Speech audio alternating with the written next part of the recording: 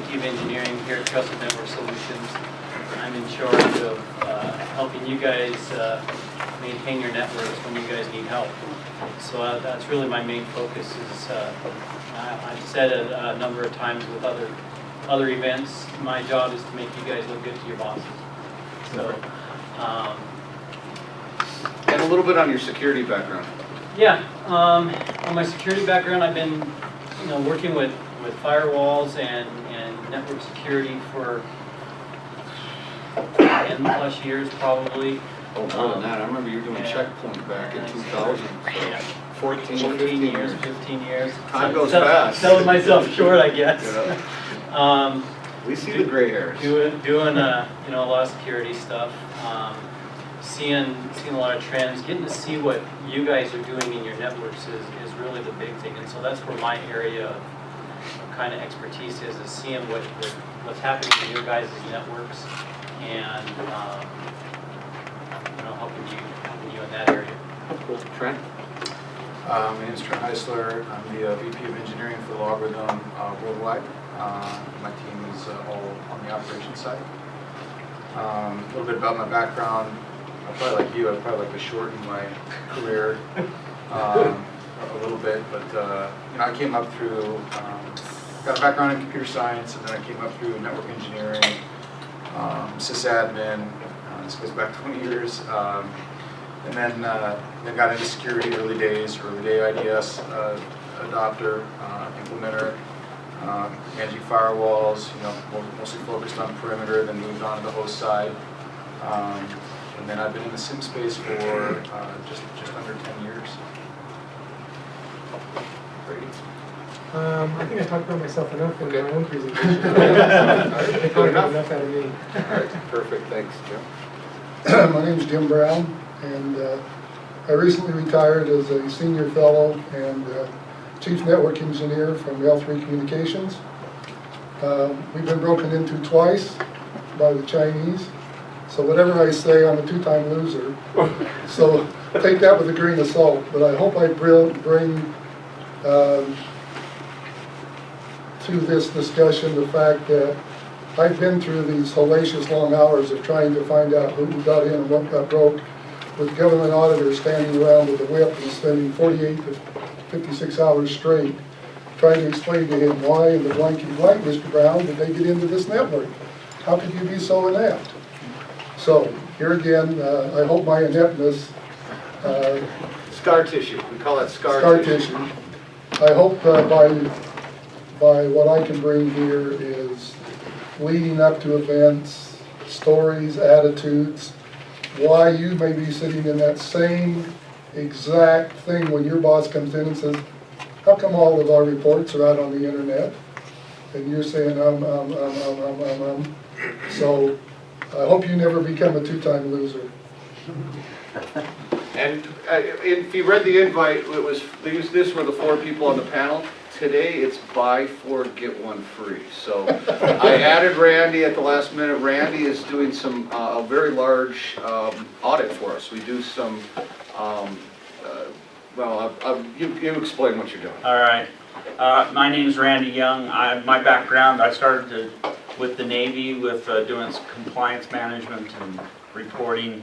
Worked my way through several other jobs. My last permanent job was with IBM doing the same type of thing. And my big claim to fame, as it were, is doing auditing and risk assessment, trying to prevent the things that you have that break into your system, and also to try and comply with all the regulations that are out there. So that's my current working here. So what are some of the regulations you focus on? So I focus a lot on SOX, SAE, which used to be SAS, of course, PCI, a lot of HIPAA stuff, because we have a lot of that in the area, and IBM was supporting a lot of HIPAA compliance within the Intermountain West, let's put it that way. And so I've worked a lot with the compliance and reporting type of stuff, a lot of SIM development, And that's kind of my expertise is where it's surrounded. And he's currently working on a project, just to give you the idea of the scope of these things. Phase 1 is 3 months, so he'll be working on one of our clients for 3 months, just on a big compliance project, so. That's just on the identification part of it. So, he'll probably be tied up for a year on this one project for a company. So that's the talent we have up here. So what I'd like you guys to do is ask questions. What's keeping you up at night? What concerns do you have? What information do you guys want for these? And if you guys don't come up with questions, I've got some. So go ahead, shoot. Don't be shy. Hey everyone, in case of a breakage and it's really happening, you detect which algorithm as an example, what do? You like go to panic mode, or what kind of like the different steps you would go to in case you have a security breach? So let me just make sure I understood the question right. So if you do have a break-in, Exactly. Like what do you do? How do you respond? yeah. Spend a lot of money is step one. That's Sorry. You call Dave. Well, you stop the gap. I mean, you stop the hole first, right? So, I mean, there's probably several ways I can answer that, but it really starts with identifying you have a break-in. So, are you coming from the point where you've identified it and then? More like in case of like Jim Brown, in case of like when you have the breakage, like what do you do about it, and how did you detect it, and what was the step, you know? Well, we have a forensic plan that we've written that instead of everybody running up and down the aisles yelling fire or PC or break-in, the trouble is we didn't know we'd been broken into. We had a little bit of a warning from somebody that said, we think one of your IP numbers is in a place where it shouldn't be. Shucks, that shouldn't happen. So we started forensics, and the tools that, we had similar to the tools you have. We had a few things going in to Splunk, and so we started bringing in a lot of the data from SSL VPNs and other areas trying to identify. And boy, we found out quick. We were running things for 10 to 12 hours, and we took 3 weeks actually to find out the footprints because we were doing it manually. I have no, association with these guys. But what we have looked at some of these systems before. When you do it manually, and you're trying to do your own forensics to see what's going on, it can take a long time. And the key to some of these systems is finding out that you've been broken into as soon as possible and shut down. And luckily, we got in there and did a kill in the process, shutting down the network, which we weren't loved. Of course, I wasn't loved anyway, but we shut the network down. They literally shut down the network. You could not reach them through even email for a short time. Yep. Because we knew we were losing a lot of data on Predator and some of these things that was very vulnerable to national security. Right, so I think it depends on the organization, right? I mean, he's a government contractor, L3 is a huge organization. I agree with what he did. He should, they should cut the cable, stop immediately the exfil of data. For other organizations, depending on where the breach was identified, that may not be the best course of action. So I don't think it's a one-size-fits-all. And there's a lot of third party, and we've got a relationship with one. Brady and I had dinner with the guy. There's people that specialize in post break-in work that come in, but to be blunt, they're very expensive. I mean, and I'm not selling you anything here. They got you by the short and curly. They right? do. I mean, sorry, they do, and their skill set is extremely rare. But you want to make sure you get a good one. And we vetted. Brady and I vetted somebody because we want to have that in our pocket, right, for our customers. Again, I don't sell this. Brady. It's a little segue, but someone asked me earlier. Okay, if I want to work with Brady, do I call you, Dave, or do I call Brady? You work with Brady. Brady's independent from TNS. I like to be kept in the loop. That's kind of, my little ask for hooking you guys up and vouching for Brady. I like to know what's going on, but you're going to work directly with Brady. And it's the same thing with the post, right? You want to be careful you're not working with somebody that's trying to sell you something too, right? But in the end, you need to bring in professionals, especially if it's a serious breach, and there's people out there that specialize in that. And I'm going to add one other thing to that, and that is, it's certainly important, if you think you have a breach going on, that you put out the immediate fire. You want to do that. But there are some cases where that's tough to do. If you're American Express and you're running 3 million transactions a second, it's tough to pull the plug and say we're not going to do any more processing. So you have to have the business in line with what you're doing. But the second thing that I think that most companies forget and don't do is validate. They don't validate that what they think the problem is really the problem. And I have been to so many companies that I will tell you that they didn't get together the people and investigate it properly to find out that what they thought was happening was really. And the analogy is with the plane that's lost right now. Okay? So there's been all kinds of suppositions about what it is, but there's very little data. Okay? But if you start bringing that data together, you will figure out what your probabilities are. And if you don't sit down and validate where the problem is, then you've missed the boat. You will have a high likelihood that you're going to fix a problem that either goes beyond or is short of what the real problem is. So where's the plane? Yeah, where's the plane? So, I don't know about the rest of these guys, but I would love to have stuff like algorithm and stuff like that. I don't know if it's something that our budget can afford. So it's like,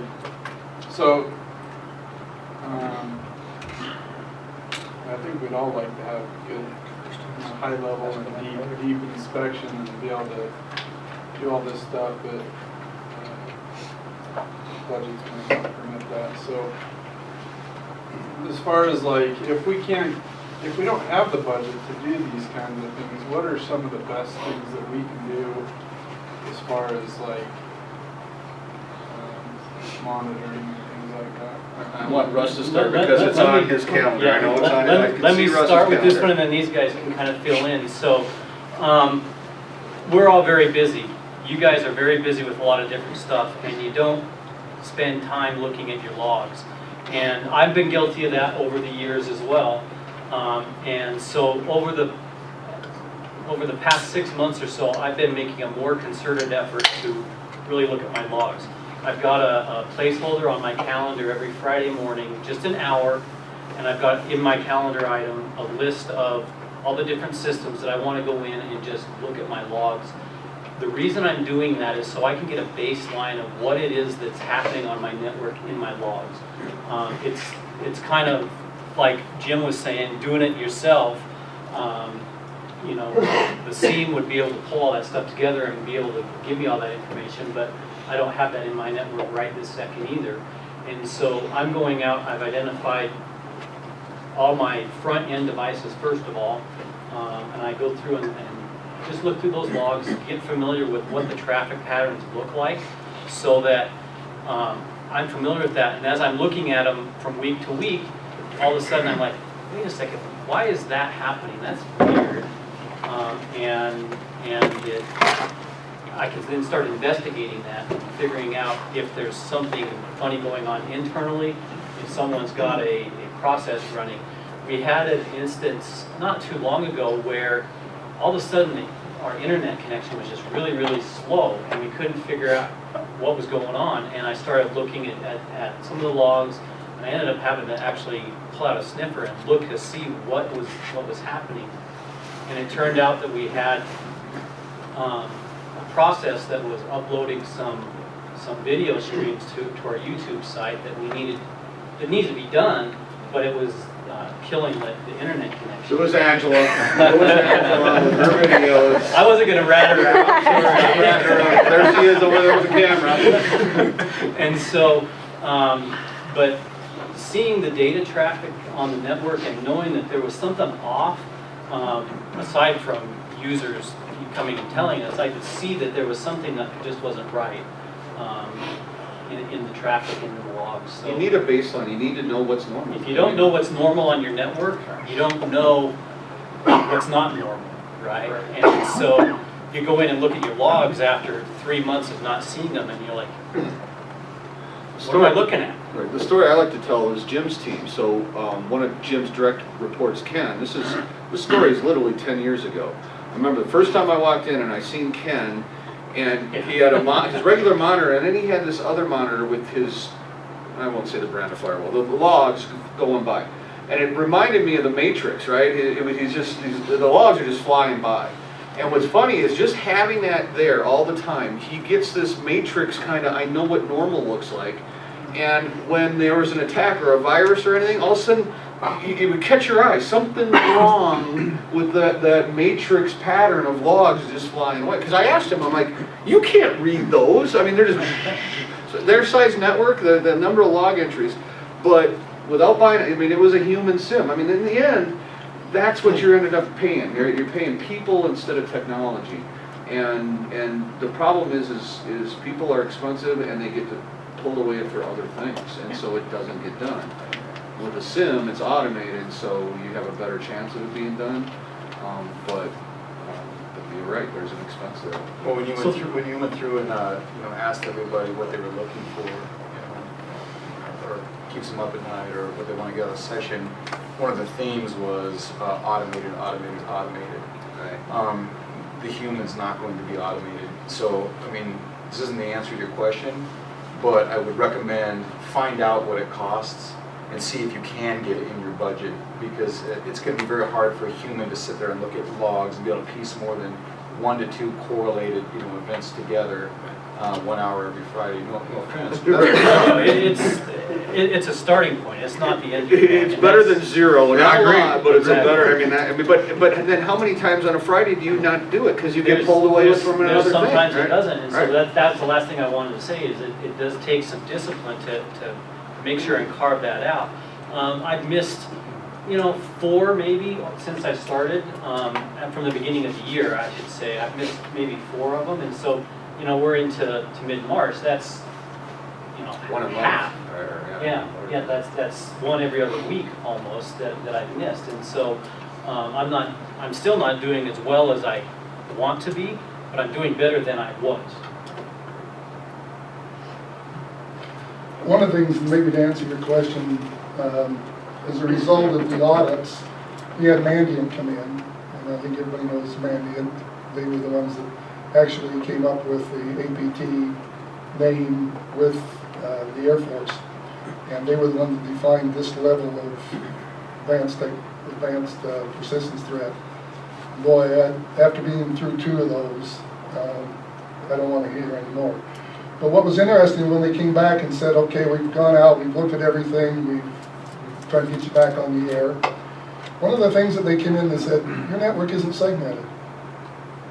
You just got this great big flat open network, and when somebody comes in, they open up the thing, hey, I can get to your machine over there really quick.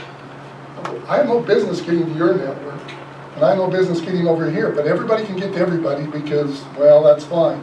So when guys like this come in, he's not stopped from getting there. He's got a direct route over there to get right over to those machines. So we did a couple of things. We went in and, how many of you are just running VLANs on your networks? Okay, big majority. So you're not even segmenting at the first level to try and protect Group A from Group B. So the first thing I would be doing, being a double E and looking at the network design on the bottom, I want to make sure that network is as strong and as vibrant and protected as possible. I know I can't solve everything, but if I can make it hard when you come in, you've got to stumble, or it's going to take you a little bit longer, that gives me more time to find out what's going on and more footprints. So we even went to the point where we were an all router switched network, and we said, well, we're going to put MPLS, VPLS. How many have those in their networks? Okay, so a few. Not something that maybe somebody down below would take, but when you come in there, we look at it as a great big group of networks, and I can segment any one of those as a specialized group, and it's very easy to do at an MPLS level. So that means that I can now cut out little networks within networks and protect them. Now, you may not have the capability, but most of the modern switches will allow you to do this. And so those were a couple of the things. We put in jump boxes. How many people put in jump boxes? Great thing to stop somebody once they've got the password. You might be able to start working around with it, but if they try to get into these boxes, you've got the network telling you, I'm sorry, you can't get into that box unless you meet this criteria. And if it doesn't come from somebody who's approved and from an IP number, there should be a very small group of people that can come through that jump box. Only costs you one server. Look, if they get on there, it's two-factor authenticated. The password they got before is not going to get them into there, so they've got to break into that box in order to jump on. So I think you need to, the first thing is to kind of look at your infrastructure and try and make it as safe as possible. Then start looking at the processes and things up above in conjunction with that. And Jim's touched on something that I see a lot in small to medium-sized networks, and that's where, and Dave's used this before, you have the hard and crunchy outside. Everybody protects the outside of the network and hardens that. Then you have that soft and chewy inside where either through network design, it's flat, you don't have a lot of mechanisms internally, and once somebody gets through that first perimeter, it's free reign. They own the network. Yeah, they own the Once network. they're in, they own it all. And in smaller networks, it's tougher to address because you end up balancing between usability by the users and security, and you implement a whole bunch of security and the users can't do their job, and then you get yelled at, and so that's a tough balance. I think larger organizations sometimes are able to implement some of those things better than in a smaller environment, to be honest. The first one is something Brady alluded to this morning, I think, and that is the fact that privileged accounts are the nemesis of what goes on. And if you're not watching those nemesis, you're not watching those privileged accounts, what they can do, and when they're created, that's when you're going to fail the very first time of all. The second thing I'm going to tell you about is benchmarking. I learned this with the Navy. It's probably one of the most important things that I learned, and that was everything that I think I'm preventing, I am going to test on a semi-annual basis, quarterly, depends on your business, what you're doing. If you think that you're blocking a port, if you think that you are watching all of the privileged accounts, if you think that X, Y, and Z people are getting to the HR data and you haven't verified that ABC can't get there, all those kinds of things, you have not fulfilled what you're going to have to do to make sure that that doesn't happen. So benchmarking is a huge deal that I think has been heavily overlooked. Just because I have a rule in place and if I haven't verified that it's working, and I've fallen short. It's kind of like a disaster recovery plan never tested. That's right. You don't know how many companies I've gone to tried to bring back some file and figured out that they never tested that before. So, Thank you. Appreciate it. And I'll definitely reiterate the testing, because I know I talked a little bit about it, but just like you said, I can't tell you how many companies I've been into where I use some tactic or technique, to exfil data or access a box, and their response is, well, I thought we had this in place to fix this or to stop this, and it turns out it wasn't configured properly. They do have the device, it just wasn't configured properly, and they never bothered to test it. So testing is definitely critical. Other questions? I don't really have a question, but a comment, and we'll sort of a couple comments. Using virtual desktops to sort of segment, and desktops that are, whatever the term is, rewritten daily. Non-persistent? Right, so there's that. Then there's the other thing of using certain virtual desktops or machines to access things on the outside that your group policies or whatnot, because that's what we've started doing, because we've run into situations with like the Java security threat with Internet Explorer on the internet, to where we don't even allow Internet Explorer to go to the internet. You can only go to the internet with Chrome. Well, we don't allow Java to run in Chrome. So that solves that problem, but that breaks other things. And so what you can do is you can have, okay, there's this VM that if somebody needs to go to this certain banking website and it's some weirdo Java thing that they have to use, well, you can only get there from this. And that VM is only going to be allowed to get to the internet during certain times, or even turned on at certain times. So that's some things that you can do that sort of alleviates that, which also segues to the thing about, is there a tripwire for Windows? Is there a baseline type tool where you can say, okay, here's my system, and we need that baseline. We need to know, which versions of the DLLs or whatnot are there. I mean, there's all this stuff that you need to track, and I know that, yeah, there's tripwire, which has been around for Unix and Linux for a long time, where you can run it to know exactly where you stand after you configure that box. But Well, you guys have an agent that runs on the servers. Is that what he's referring to? Yeah. How would that apply? Or, so so you have gold build system, that's kind of what you're talking about. And you want to kind of roll out that gold build across your environment, but you want to profile what's normal behavior for that gold build. So one of the things the logarithm can do is it can profile normal, what processes are running on the system, how is that system communicating with other systems within the environment. And you basically build that baseline or whitelist. Now you overlay that whitelist based on that gold build across all the systems that are similar to that. And now anytime you see a deviation from that normal, logarithm will raise an event. So yeah, that's definitely a method you can use. And on your VMs in this, hey, if you need to use Internet Explorer or Java, you got to go to this other box. L3 took that to an extreme. Basically, their architecture now is, if you want to go out to the internet, and the classic blacklist type model, which is here's known bad sites, but everywhere else you can go, they allow that. But it's on a virtual machine, and every PC is really two machines. I call it red machine and blue machine. The red machine is allowed out to the internet, but it's actually encrypted all the way out to the firewall. And so when someone needs to do banking, I mean, you can't take this, right? Usability, like Russ was saying, and usability and security, they're the opposite ends of the seesaw. And so you can't take it all away from as much as if it wasn't for end users, our jobs would be so darn easy, right?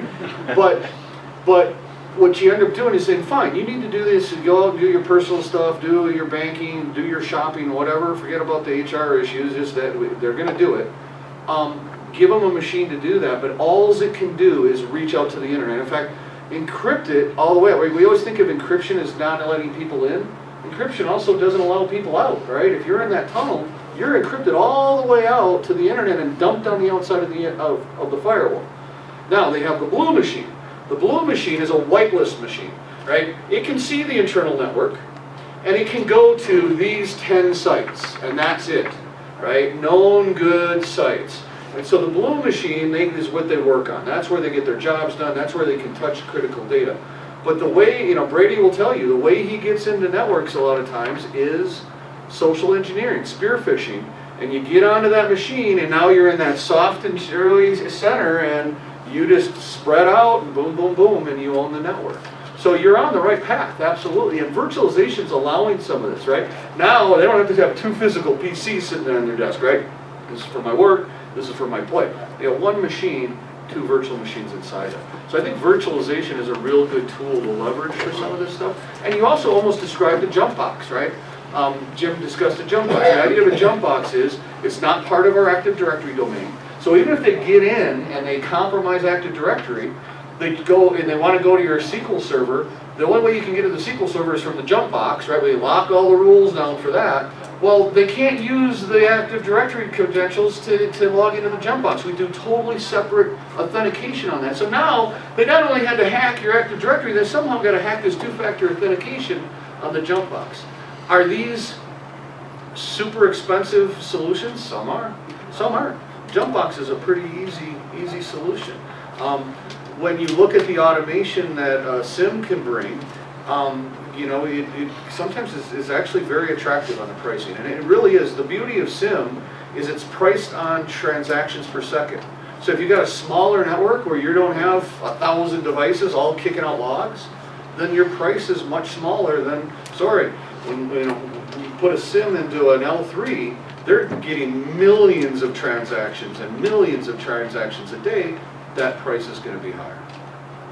So it can be affordable. Might just add on ours, we reset automatically the virtual one, so if it gets compromised, at 2 in the morning, it's reset, and there's no way you can get around it. You start over again with a fresh machine in the morning. So you don't want to just set it up and let it get infected, or you're not going to get the capability. I think you touched on that. If you have a proxy in there, you need to make sure that if it does get infected, you reboot it. We set it up back to a known virtual setup, which you can do very easily with VMware or VDI. Great questions. Yes. One of the things that makes it complicated too is once the hacker gets in through a vulnerability on the system, they're now patching that vulnerability, right? So it looks like it wasn't vulnerable, you know, if you scan the machine again. And so sometimes it's harder to tell what gets in and infected. And hearing some of Jim's war stories before, one of the things that amazed me was, can you tell us how much good equipment you destroyed and installed new because you weren't sure what level of infection would have remained on those pieces of equipment? You know, I was just telling Dave, I didn't like you before. Or touch on the subject without giving too much specifics, but. Well, there's a couple of times when these have been very costly Yeah. to us. We had another division that got broken into, and they compromised their DNSs, and were able to break in and get root. And they decided they were going to do an A and a B, and they had about 10,000 machines. And so they were going to go from the infected one over to a clean one. So they did about 3,000 of them and got it over there, and they were thinking, phew. And all of a sudden, these were being, you know, rebuilt, but people were putting their files back on that were infected. And they got about 2/3 of the way through, and it ran through the system again. Showed up on the clean side. Showed up on the clean side. So they had to go back, and when they got through, they never did release the final figures, but it probably cost the company $6 to $8 million in time, mainly just to rebuild the systems. And that was just direct labor for people to come in and rebuild them, even with automated processes. So it can be very, very expensive on the end run to try and get out of some of these things. With these new captive things where people will come in, and once they get in there, they redo your disk, encrypt it, and say, you know, for Ransomware? for so many dollars, we'll give you back your machines. And so you have no choice but to go through and start from a clean environment, build it up, reconfigure the software, and start over again. And I think another advantage of logging is, what do these guys do? Because you're asking, well, how do you know what they touched? And so you end up wiping everything, right? Because you don't know. Well, part of the problem is if you're not centrally logging, it's all on the local machine, and they go in and they cover their tracks, right? They wipe I mean, that's 101, that's hacker 101, cover your tracks. Well, if those logs are being shipped off immediately, they can't delete them, they don't disappear. And so now you can go after the fact. So it's not only getting alerted, but also for your remediation. Where do they go? And if you aren't logging in a central secure location, you've got to worst case it. They go in everywhere, right? And they cover their tracks. So we got to wipe everything, and they did. They had to wipe every single machine down to formatting the hard drives and starting from scratch. Where if you have logs in a centralized repository, you can go and see, okay, I see where he went. He only went over to this part of the network. Let's wipe that, but we don't have to touch the rest. Great questions. Others? In your case of a breakage, was that coming from outside or inside? They were all outside, Just from and outside. they were Chinese. Shake anybody's book. Surprise there. Surprise, surprise.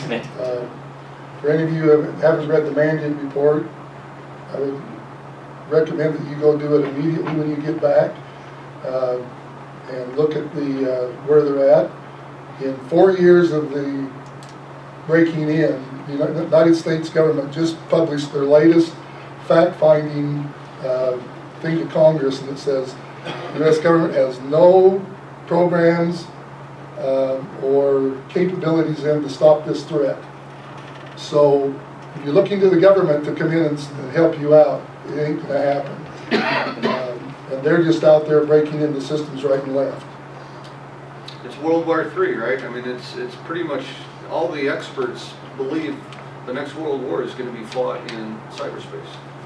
It's not, yes. I have a friend that works for a large, well-known networking company and told me that they were outsourcing a bunch of their PCB or their voice in China. Found a few that came back with some extra chips. Yep.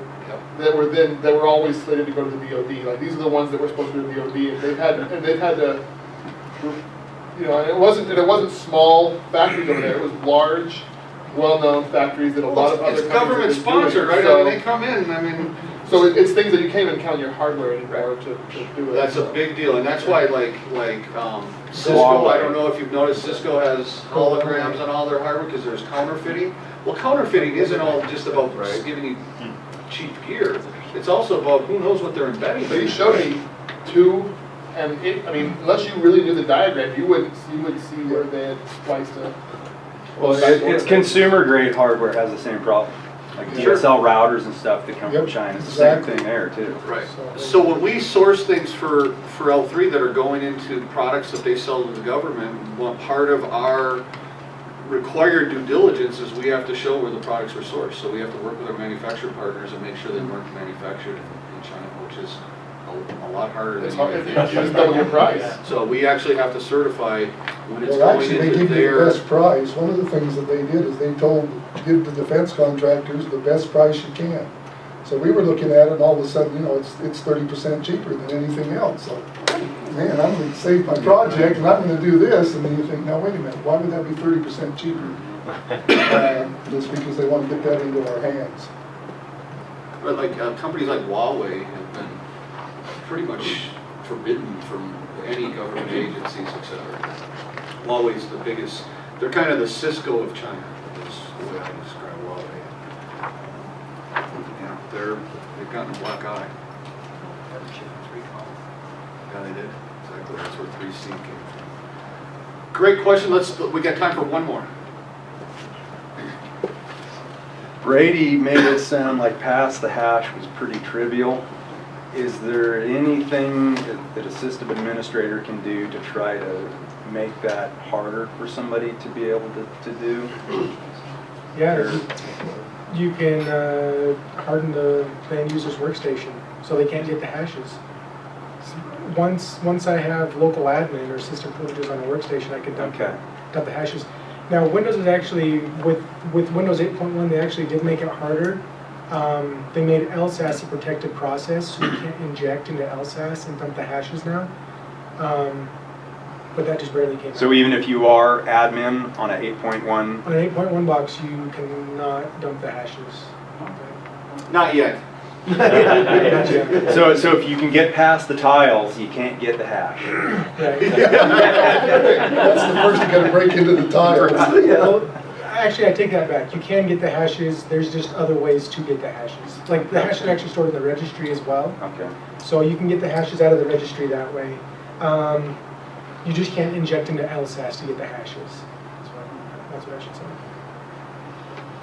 All right, well, great questions. Hopefully this worked. Please fill out your surveys. I'm going to start doing some things, but thank you guys, really.